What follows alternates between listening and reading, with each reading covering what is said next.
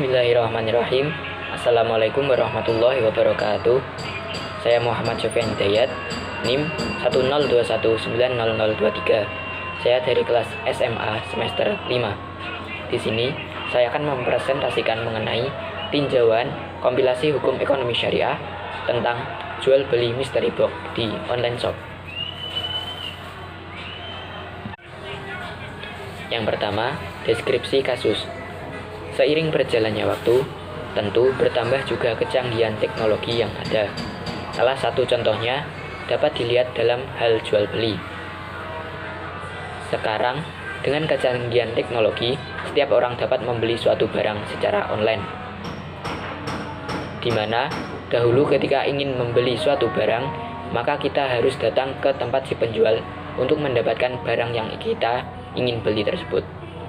Dengan kemudahan tersebut, maka para pihak penjual banyak yang menggunakan strategi tersebut agar lebih banyak pembeli yang minat. Karena banyaknya persaingan, maka tidak sedikit juga pihak penjual yang membuat inovasi penjualan baru agar bisa lebih menarik minat pembeli untuk membeli barang si penjual. Salah satu inovasi yang dilakukan adalah jual beli mystery box.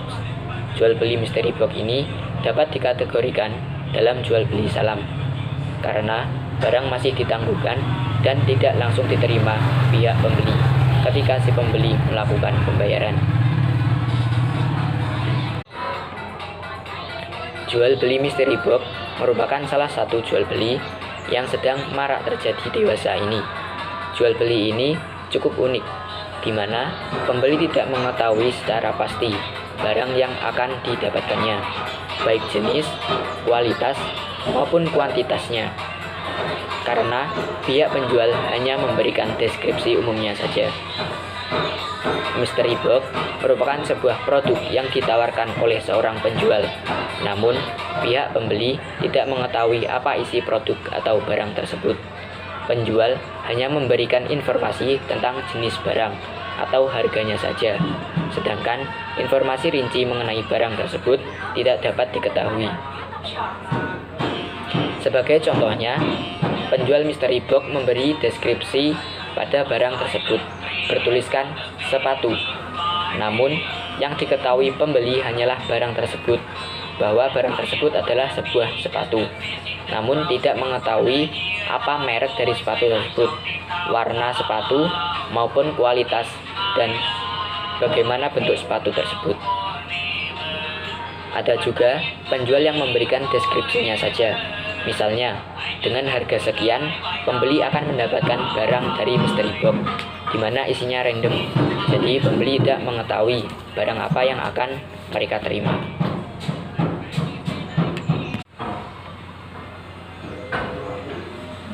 Dari jual beli mystery box ini terdapat manfaat maupun madorot di dalamnya. Dari segi manfaat, yaitu bagi si penjual, yakni manfaat mengadakan mystery box ini adalah agar produk-produk yang masih tersisa tetap laku dengan iming-iming suatu barang dengan harga murah, sehingga pembeli penasaran dan tertarik dengan hal tersebut.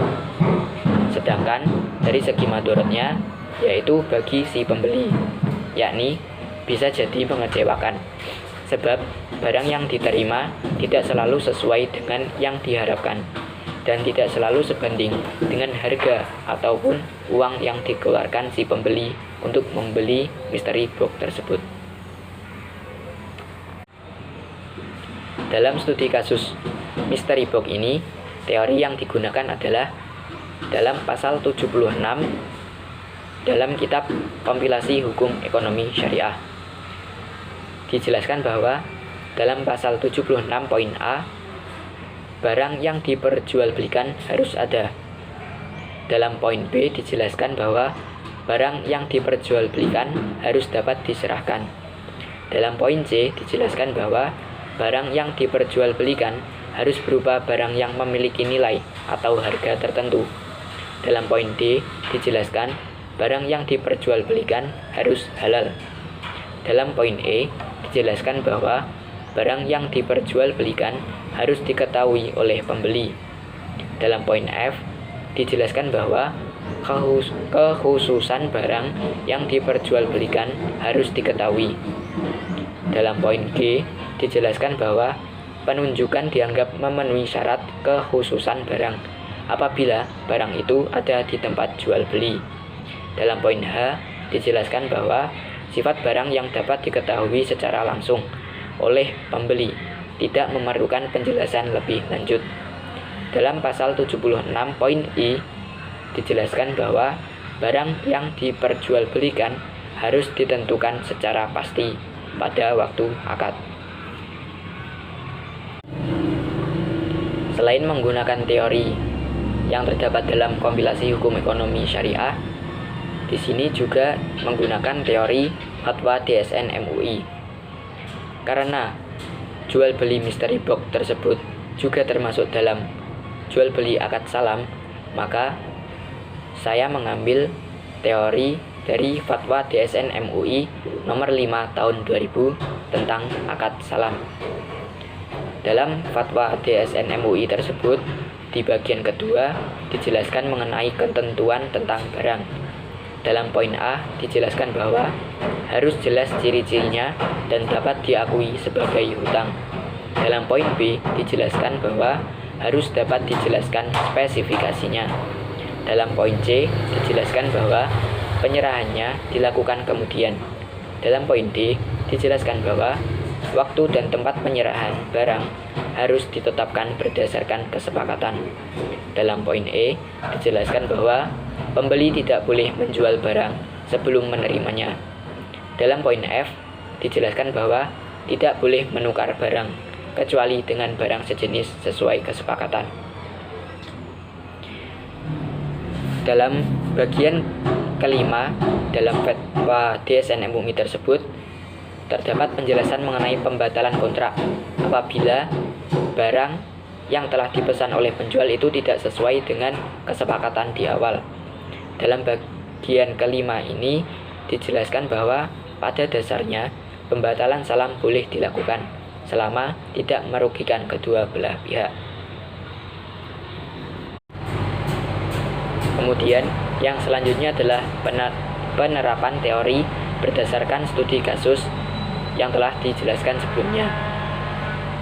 Dalam kasus jual beli mystery box ini secara umum telah memenuhi rukun dari jual beli. Di samping itu, kasus jual beli mystery box ini bisa dikategorikan dalam akad jual beli salam. Namun, jika dilihat dari syarat-syarat mengenai jual beli, ada beberapa syarat yang tidak terpenuhi, yaitu syarat yang terkait atau berkaitan dengan objek jual beli. Kasus jual beli mystery box ini tidak sesuai dengan poin F, poin H, dan poin I dalam pasal 76 kompilasi hukum ekonomi syariah. Selain tidak sesuai dengan ketentuan syarat jual beli dalam kompilasi hukum ekonomi syariah, kasus jual beli mystery box ini juga tidak sesuai dengan ketentuan syarat yang terdapat dalam fatwa DSN MUI nomor 5 DSN MUI 4 Romawi 2000 tentang akad salam.